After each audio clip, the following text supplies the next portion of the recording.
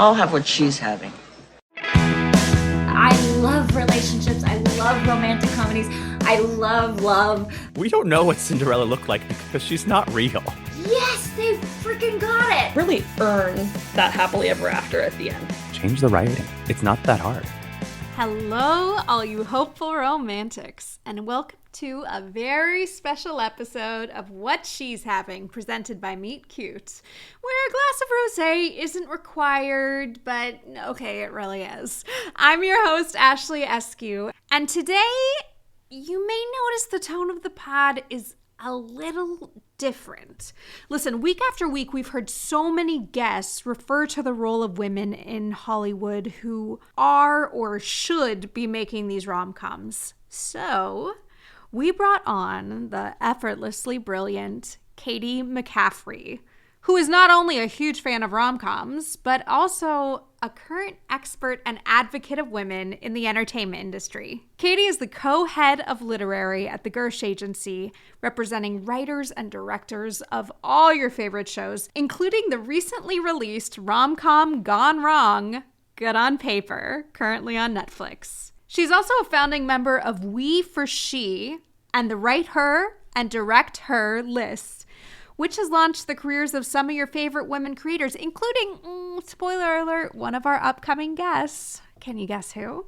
Katy was one of those women that I honestly immediately admired and wanted to make my best friends. I equal parts wanted to pick her brain and tell her all of my secrets. And that is why it is my true honor to share with you the wonderfully insightful and giving and incredible Katy McCaffrey.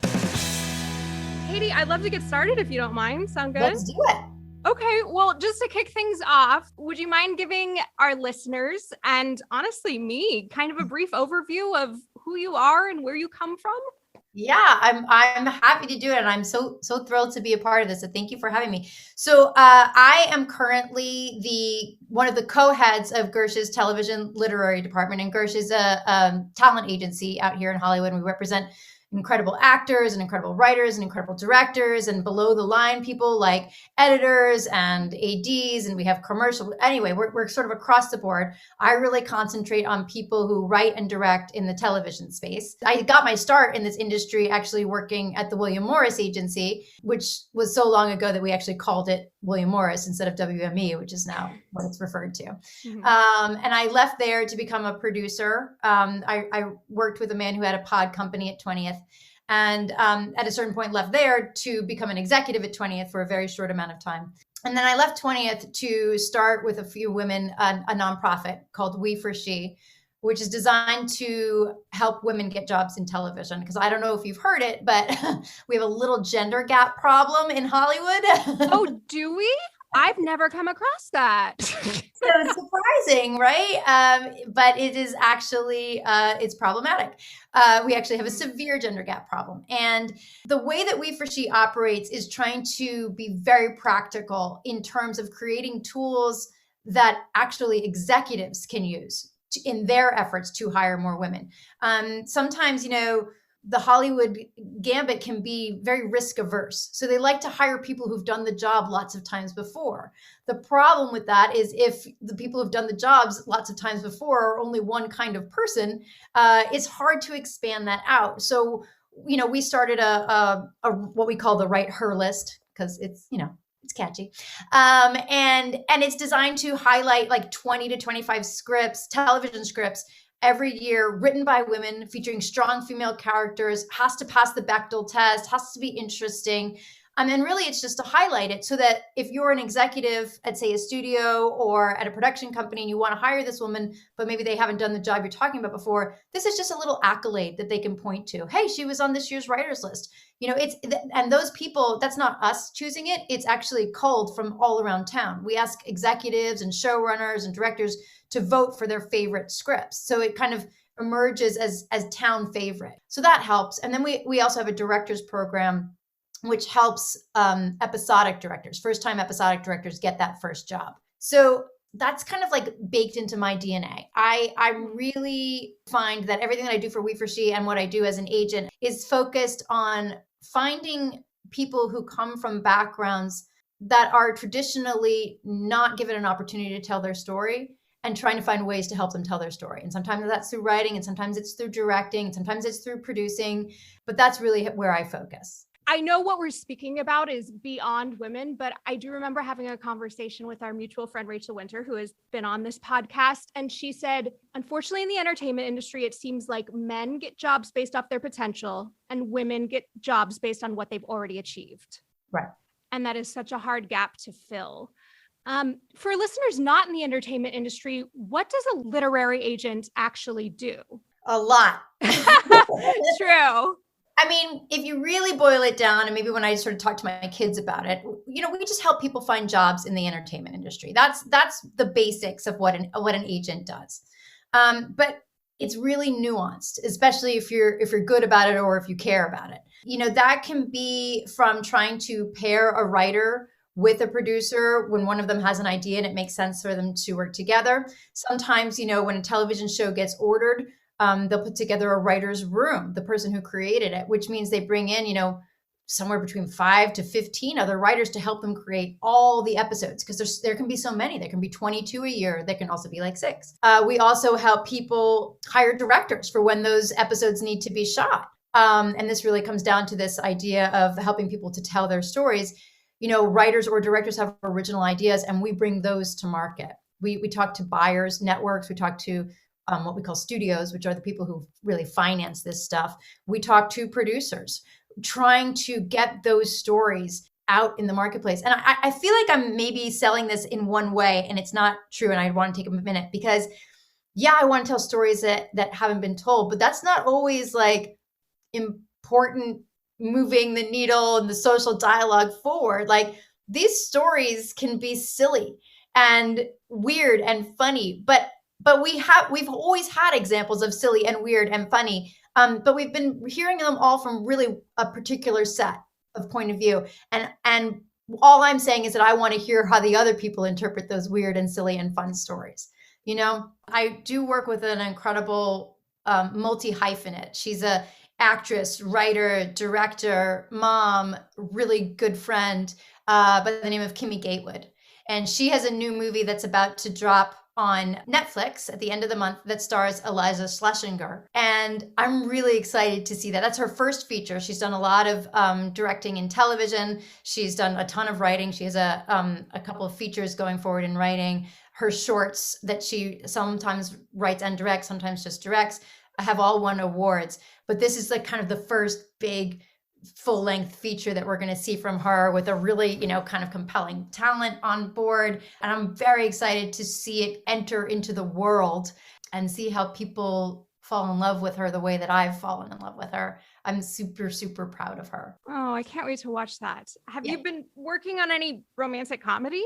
Romantic comedies seem to have been kind of pulled into the feature space, or held onto by the feature space for so long. Yes. And we're hearing from so many buyers, how do we do romantic comedies in TV, right? And one of the question marks is, for a romantic comedy to work, you have to get to that ending. You have to get to they come together.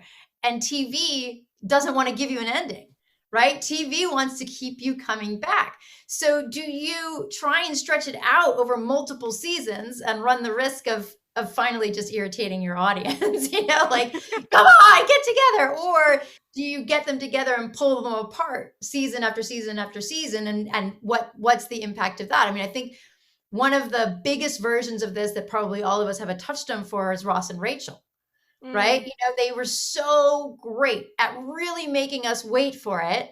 And then when they finally got together, it was one of the biggest episodes of television that we had seen to date. Like you could probably have muted that moment and just heard from apartments and houses across the country oh my God, when they finally kissed, because they had really waited it out. But I do think after that, the breaking up and the coming back together, and the breaking up and the coming back together starts to wear on an audience, right? So there is this question of, how do we take what we love with rom-coms and really bring it into the television space?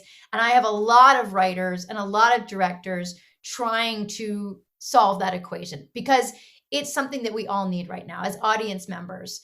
It's been a tough year for the entire planet.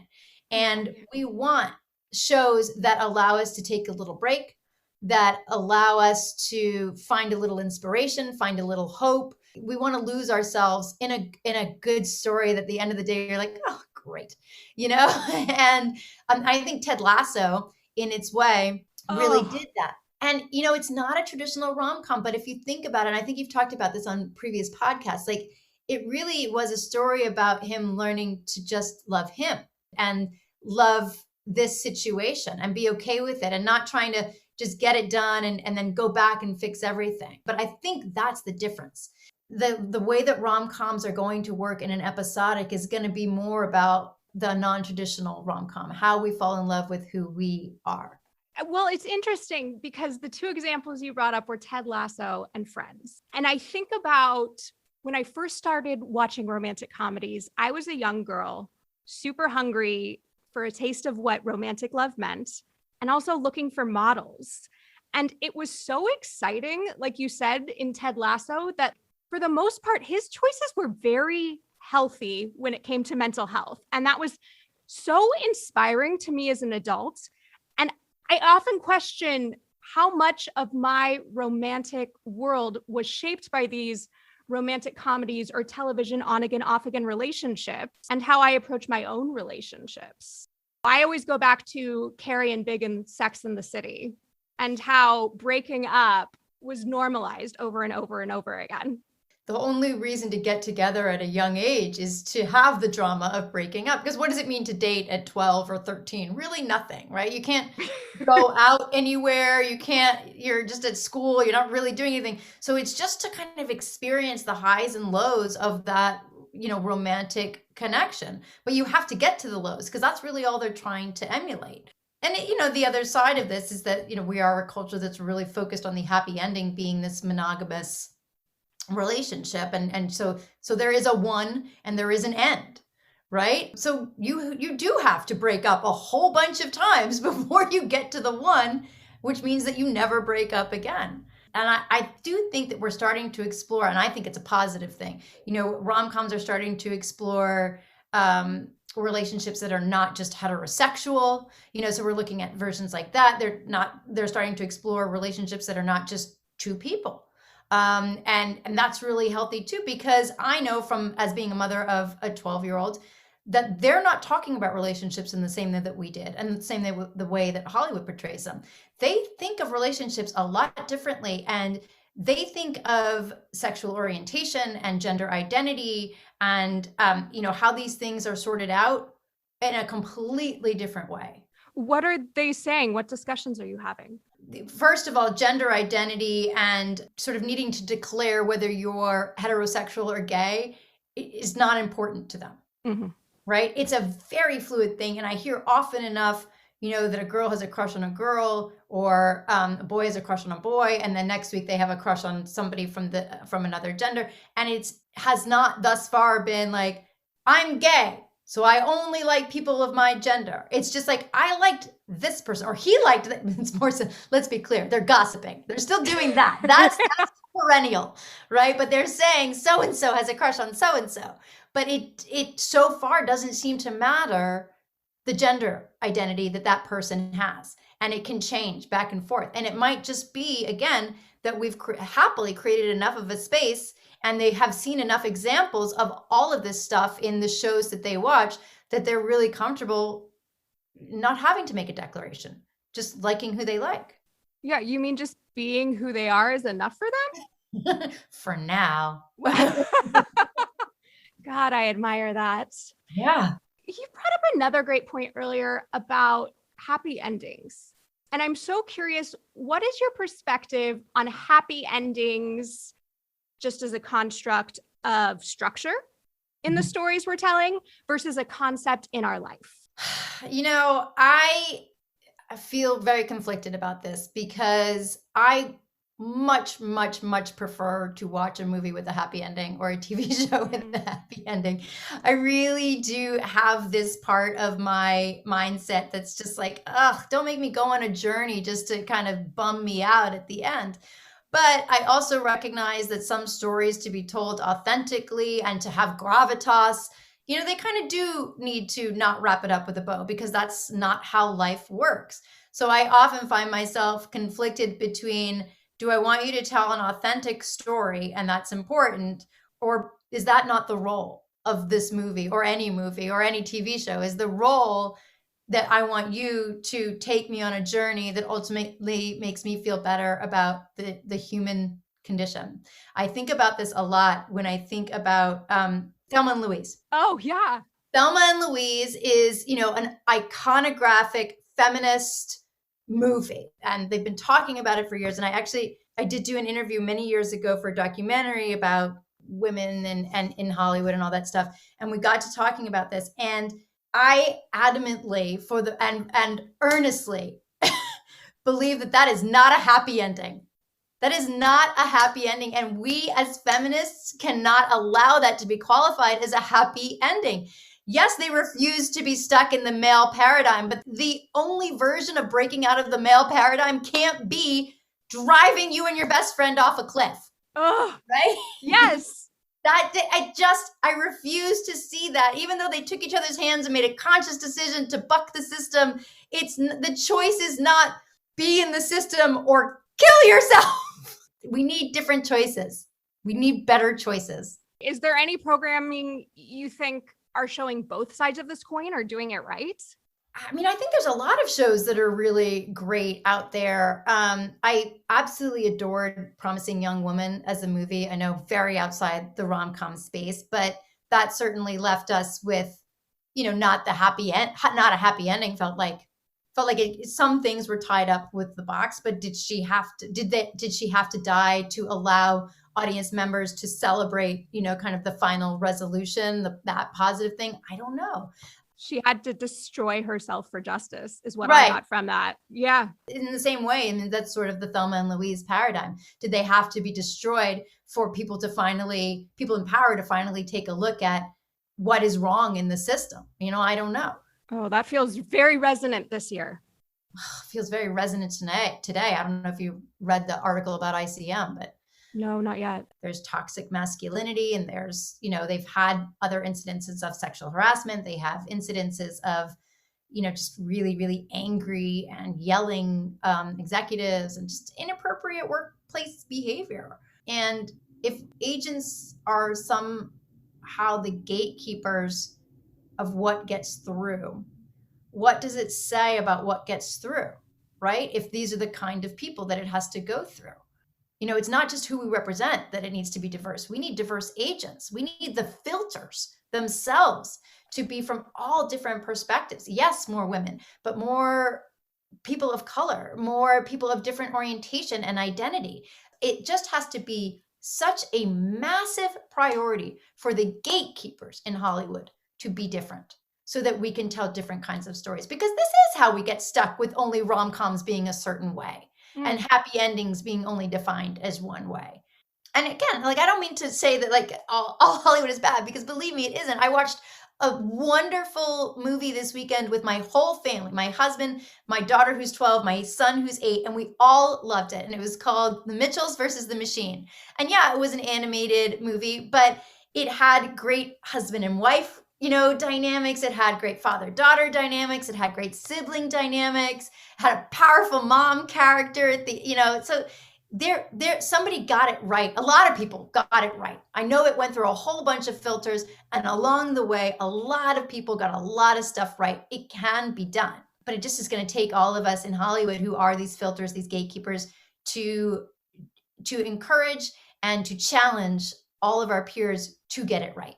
Well, you brought up one way you're doing that earlier is We for She. Could you tell me a little bit more about the work you guys are doing, and what was the turning point that made you be like, I have to work on it and We for She has to exist? The need to do something for me came out of being part of the system, part of companies that were prolific content creators in Hollywood. And there really being a disturbing lack of women creating it. It's still a real problem, and that's with all the awareness that we have. It's still a real problem. And I was talking to somebody who was pretty high up in the ranks of deciding what shows get bought by a major studio. And he did happen to be, you know, a 30-year-old white male. And I asked him quite anecdotally, why do you think it is that we don't have more shows written by women that we sell to the networks? And he said, in his infinite wisdom, it's not that we don't want any, it's just that there aren't any good ones. Oh gosh. And my ears bled and my eyes rolled back into my head. And at that moment, I thought to myself, I want to create a list, just like a list of all the great female writers and all their great female scripts. And I want to print it out, and then I want to crumple it up, and I want to shove it down his throat. So for me, my feminism is really born out of vengeance, but I know that my partners, we for she, come from it from a much more productive and inclusionary perspective, and they bring me along into that mindset, and I'm super, super thankful for them because they're wonderful women who do work very hard to help balance this gender gap that we have, and help balance me to come at it from less of a Batman revenge style and more of a just here to help style. That's wonderful. I'm like, I probably shouldn't tell this story, but I'm going to, and then decide if I cut it later. My first job as a writer in Hollywood was writing the screenplay to a remake of a 1980s Disney film. And it was a partnered screenplay with a white man that happened to be my partner, like love partner. And he had no background in writing, just wanted to write. And I have had a whole life in the creative industry. And the producer only wanted to sign the contract with him and then have him pay me out. Oh, dear Lord. I will say it was 50-50. That writing partner was an incredible asset. But just as an example of allyship and why this stuff is so important, he kind of blew it off and was like, let's get our check. You know, I'll pay you. Our names will both be on it. And I was like, do you not see the symbol? He wants to communicate with his boys club. He is valuing me less. And this was a very seasoned and well-known producer. Yeah. And I knew I was just one of a long list of women that would have had to make compromises. And your list makes that list feel a little bit better. Thank you. I mean, I want it to do that. I want women to feel like there's a place they can go, a place that they're heard, a place that they're valued and spotlighted.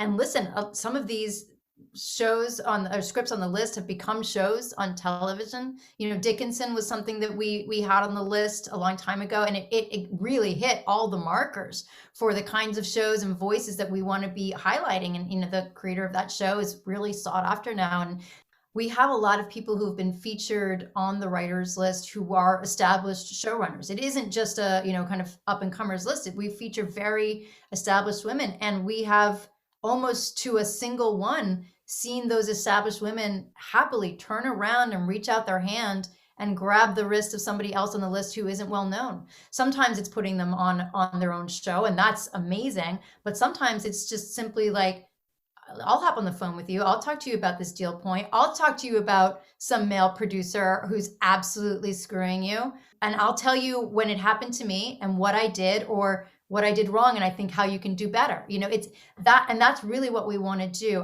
I want to create a network of advice, and I'll give advice to anybody who wants it in this space and where I'm useful, maybe even when I'm not useful. But I also want to expand it out. I don't want to recreate the boys club. I think that's toxic. I'm not looking for that, but I am looking for equity, right? I want to create environments and possibilities that are at least equitable to what men seem to have. Women have it even harder in movies.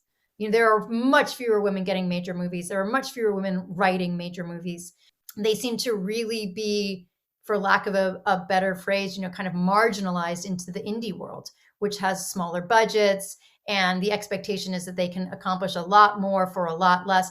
And actually, I'm really proud that women have risen to the occasion there. But now I want to see what they can do when the paycheck is 5 times more. Because if you're loving Promising Young Woman that has a limited budget, what can that director do with so much more? Like, that's a movie I want to see for sure. I mean, when Emerald Fennell accepted her Oscar, incredibly pregnant. And then they showed pictures of her on set. What was it, like 8.5 months pregnant? This makes you cry. That is exactly what I want. And Yeah. why is this the first time I'm seeing it? Well, we need to talk about it more too when we have these successes. I work with an incredible writer by the name of Ashley Bradley. She works for a major, major Hollywood company. And she was just on set as the on-set writer, very, very pregnant. Very, very pregnant. And it's a big action series, and she writes that big action stuff. And the actors and the crew, they were coming to her with her big belly, and she's like, I've got the script and notes in one hand, and I've got a fistful of peanut M&Ms in the other. and that's okay. That's how I'm structuring this moment. Now, it was exhausting, and we have to normalize that too. Yeah. Because we have to recognize that yes, women can do it all, but sometimes when they do it all, it's really asking them to do twice as much or 3 times as much, like making an entire other human being while making a show is harder, but that the choice needs to be up to the women. We need to stop letting Hollywood decide for them what they can and can't accomplish. Kind of pivoting into something a little bit more delicious. Did you have a favorite romantic comedy growing up that has lasted with you throughout these years? Oh, hands down. Okay. So I want to hear. I was a little bit older, but The Princess Bride is easily, completely, 100% fully my absolute favorite romantic comedy. I love a lot of romantic comedies, but it can't be supplanted. It can't be removed. I have in my laundry room, which is right outside this door, a poster of Wesley and Buttercup holding hands, the first, when he was about to go off, and it's signed by Carrie Elways, that my husband, I know. My husband at the time was developing a show with him, and he knew we were not married yet. He knew how much I loved him, and he went out of the way to sign it. And it just, whenever I'm down, whenever I'm anything, really, if I just have extra space, I will turn it on. And every time there's something new and interesting and fun, and that, Buttercup fights for her own individuality in that movie. She has a journey, she gets sucked into it, but then she pulls herself out. But she also has this wonderful hero who just loves her so completely, and the humor is so baked in. But there's all sorts of storylines of people's own, as we were talking about before, like their own versions of rom-coms. There's stories of a man avenging his father. It's his own romance with himself, to become the person that he knows he can be. Like he's been chasing revenge for so long, he doesn't know what to do with himself, right? Well, now he's going to enter into a romance with piracy. Obviously, the Buttercup Wesley story is the quintessential romance. But the humor is unexpected, and they play with the time periods, so beautifully. We're coming in and out of a grandfather and a grandson kind of having their own version of a love story. It works on so many levels, so perfect and beautifully. And the one-liners stick in your head, and they can be used in almost every conversation that you have. You can find a reason to be quoting Andre the Giant. Also, it's a great way to kind of weed people out at parties. If you Completely. have one of those one-liners and they just have no idea, you're like, okay. You're not my people. You're not my people. That's okay. You go find your people, but it's not us. It's not us. Did that film shape your point of view on love at all? Yeah, probably. I haven't really baked it down, but I do think that there's this, and I am massively and wildly in love with my husband. My husband is silly and funny and romantic, but usually romantic in a silly and funny way. And I think probably because I find that to be one of the most romantic stories, I look for love that emulates those moments, right? The love that I have with my husband is that it has those silly moments. It isn't linear. I've been with my husband 21 years almost. So it's not always going to be standing on the cliff, wind in your hair moments, right? Sometimes somebody just does something stupid while making lunches. And that's all part of that romance. The silly parts are just as important as the sweeping epic parts. I'm curious, with all the scripts you read, all the writers you work with, all the directors, what rom-com plot have you never seen, but you're dying to see made? I'm really dying to see it work in the episodic construct. I know we have all these buyers out there saying, what is a rom-com? Bring us your rom-coms. Because I think we do it a lot, just romantic, right? We have a lot of romantic series, but the rom-com takes it to the next level because it does still need to fill you each time with a sense of hope and happy and joy and a meet cute. Like, you want these quirky, silly moments to be in there. So it has to come from that comedic space, but it also has to be a broad audience if it's television. We really can't make a rom-com just for one kind of viewer. It has to appeal to everybody. That's why it's called broadcast, even in streaming and things like that. It has to appeal to a broad audience. So I really want to see that. And I want to continue to see, I don't want to say that we have never seen it, but I want to continue to see complex, interesting, fully dimensional female characters. I want to see complex, interesting, fully dimensional male characters, frankly, too.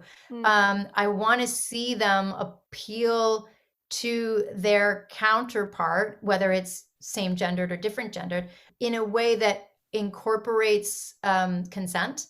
And I know that there's so many people who are like, well, consent isn't really sexy. I'm like, well, there's ways to make consent pretty darn sexy. That's just a failure of achievement, not a failure of truth. So I want those things to be baked in. And I know that the romance novel community has really embraced the need to bring that in there. Like, coercion isn't the sexy thing it used to be.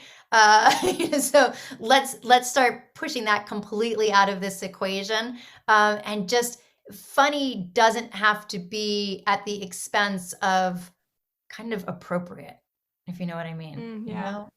I want to see all that. And I do think that there are writers who are writing it, directors who are directing it, producers who are producing it, buyers who are airing it.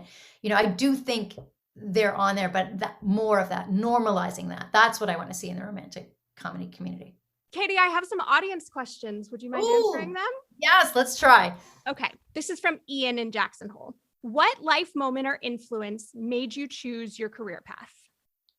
I mean, I love TV from a very early age. I have a incredible mother who has worked my whole life and is very successful at her career. My father worked very hard as well. But so we had nannies and latchkey, and I think sometimes that gets a very negative connotation. I don't mean it to be that at all. But I watched a lot of TV from very early on, and I loved it. And I always kind of knew, my mother always said, because she loves what she does, she always said, find a job that you love. And so that was really natural to me to want to find a way to be in television. And then advocacy is something that's really important to me. I feel like if working in entertainment, because it takes a lot of time and it's really exhaustive, if you're going to take time away from your family and your friends, it should be meaningful. And advocacy, like Agington allows you to do, is important. And so I feel good when I'm taking that time away, and I'm still talking about TV and movie all the time. Where do you think that spark for advocacy came from? I don't know that you can keep your eyes open lately, or even for the last few decades, without feeling like you have to help people who aren't being listened to. If I have a platform to use, if by some luck I've achieved a position, and luck and upbringing, if I've achieved a position where people are listening to me, I think anybody in my position has to, and feels it, that they have to start talking for people who aren't being listened to. You've made it to the lightning round. Oh no. Okay. Okay. Who is your favorite rom-com leading man? Colin Firth. Okay. Best era for entertainment. Now. Best love plot in a non-love driven film. Oh, I don't know. Pass. Okay. Best chemistry on screen. The limited series that A&E and BBC did of Pride and Prejudice. Oh my God, I rewatch that limited series all the time. Is that with the guy from Succession? It's with Colin Firth. Oh, it's with Colin Firth. Okay. Yes. And I'm sorry that I don't know the woman's name, and I should, because she's amazing. But it's the best interpretation of that relationship that I have ever seen. I just figured out my weekend plans. Okay. Yes. And finally, what is the greatest act of love you've ever witnessed? There's so many that come to my mind. I'm having trouble like putting one above the other because I'm blessed in that my parents really loved each other, and that I really love my husband, and that I really love my kids, and I have amazing brothers and sister, and we have this great relationship. So it's tough for me to pick out one over the other. I will say my husband, sat through a fashion show of 15 different shirts this morning because I didn't know what to wear. And that's a pretty good act of love.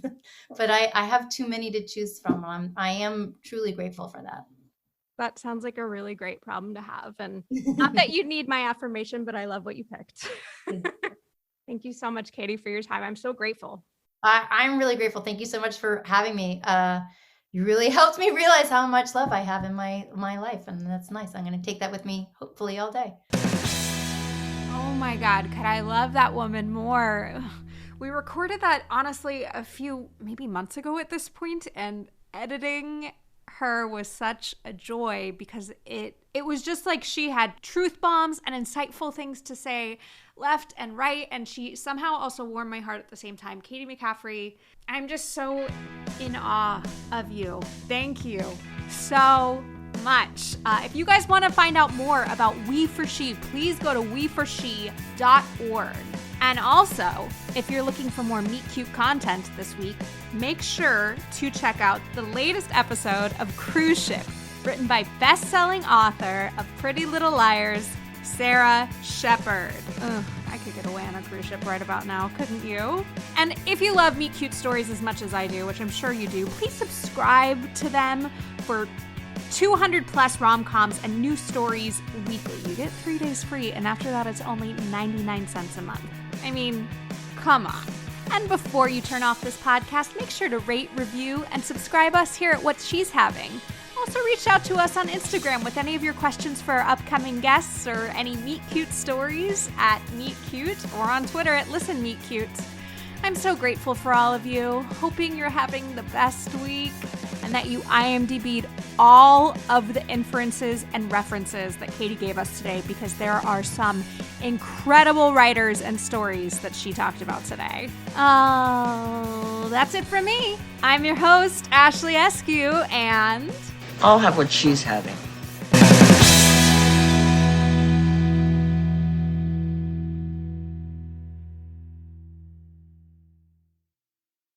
Hi, Meet Cuties. We're so excited to let you know that you can now binge our newest series, Influence, exclusively and ad-free on Wondery Plus. It's Meet Cute's modern adaptation of Jane Austen's Persuasion, and we know you're going to love it.